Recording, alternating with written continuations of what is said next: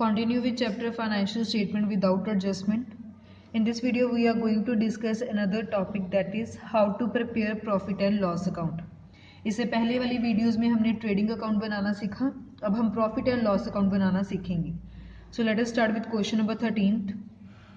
Prepare the profit and loss account from the following balances extracted from the books of a trader for the year 2018-19. सो आपको year mention है तो आपने format के ऊपर heading डाल दी profit and loss account for the year ended 31 March 2019. Debit side, credit side, particulars amount. So जब भी हम profit and loss account start करते हैं, इसके लिए हमारे पास जो बेस है वो होता है ग्रॉस प्रॉफिट या ग्रॉस लॉस. ठीक है, तो आपको क्वेश्चन में ग्रॉस प्रॉफिट दिया गया है, हमने यहाँ लिख लिया.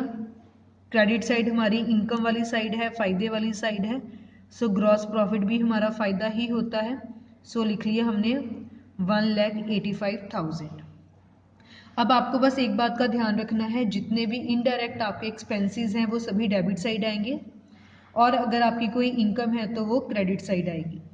सबसे पहले आपको सैलरीज दिया गया है, तो सैलरीज हम ऑफिस वालों को पे करते हैं और ऑफिस वाला खर्चा हमेशा P&L में आता है डेबिट साइड. सो लिख लिया हमने 2 सैलरीज 20,000. रेंट एंड रेट, अगर कुछ ना मेंशन हो तो रेंट एंड रेट ऑफिस का होता है, ये भी हमारे लिए इनडायरेक्ट है. सो खर्चा को हमने डेबिट साइड लिख लिया 15,000. स्टेशनरी, ये भी हमारे ऑफिस का ही खर्चा है. सो लिख लिया हमने 2 स्टेशनरी. यहाँ आपके पास 5,000 था, 1,000. देन पोस्टेज भी ऑफिस का ही खर्चा है, इनडायरेक्ट खर्चा है. सो पोस्टेज 500.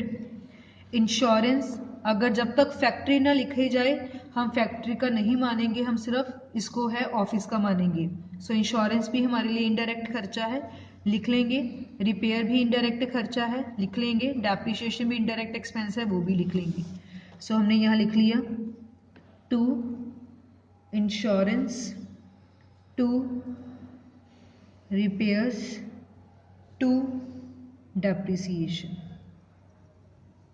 इंश्योरेंस की अमाउंट हमारे पास है 2,000, रिपेयर है 1,500 और डेप्रिसिएशन है 5,000. मूविंग टू नेक्स्ट, एडवर्टाइजमेंट दिया गया है, ये भी सेल्स का ही खर्चा है. ठीक है, इनडायरेक्ट खर्चा है, लिख लेंगे. डिस्काउंट, अगर डेबिट दिया गया है तो मतलब डिस्काउंट अलाउड है, तो उसको डेबिट साइड लिख लेंगे. सेल्समैन कमीशन भी सेल्स के ऊपर होता है, इनडायरेक्ट खर्चा, ये भी लिख लेंगे. बैड डेट्स भी इनडायरेक्ट खर्चा है, क्योंकि जिनको हम सेल्स करते हैं जब उन्होंने हमारा पैसा नहीं दिया तो हम उसको बैड डेट्स कहते हैं. लॉस बाय फायर भी इनडायरेक्ट खर्चा है हमारा, वो भी हम लिख लेंगे. ठीक है, उसके बाद 2 इनकम्स है. सो जितने भी खर्चे हैं वो सभी हम डेबिट साइड लिख लेंगे.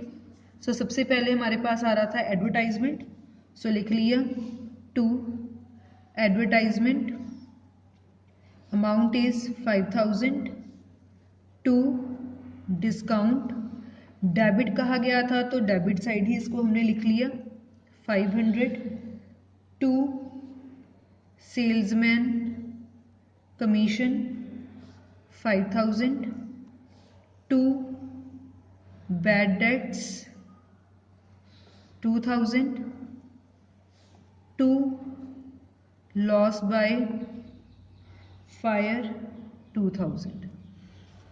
इसके बाद आपको क्वेश्चन में गिवन है इंटरेस्ट ऑन इन्वेस्टमेंट. हमने कहीं इन्वेस्टमेंट की और उसके ऊपर हमें इंटरेस्ट मिला, जब मिलता है तो हमारे लिए इनकम है, तो इनकम को क्रेडिट साइड लिखते हैं. Profit on sale of investment, आपने कोई इन्वेस्टमेंट बेची, उसके ऊपर आपको प्रॉफिट हो गया, तो ये भी हमारे लिए इनकम है, तो इनकम को हम क्रेडिट साइड लिख लेंगे. So by interest on investment 2,500 by interest on investment by profit on sale of investment 2,000.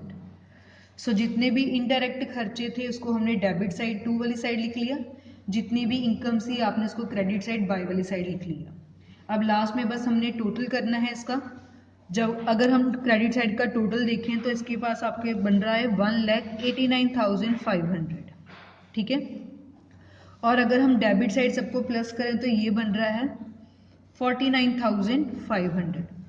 सो किस साइड बैलेंस कम आ रहा है? Debit side. जब डेबिट साइड बैलेंसिंग फिगर आती है तो उसको हम क्या लिखते हैं? Net profit.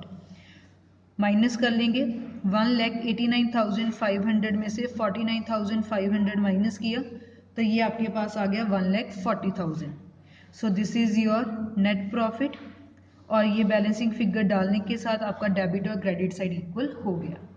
So profit and loss account में अगर बैलेंसिंग फिगर डेबिट साइड आए तो इसको हम नेट प्रॉफिट बोलते हैं, और अगर बैलेंसिंग फिगर बाय वाली साइड आए इसको हम नेट लॉस बोलते हैं, जैसे हमने इसे पहले वाली वीडियो में भी डिस्कस किया। So this was about question number 13th of chapter financial statements without adjustment.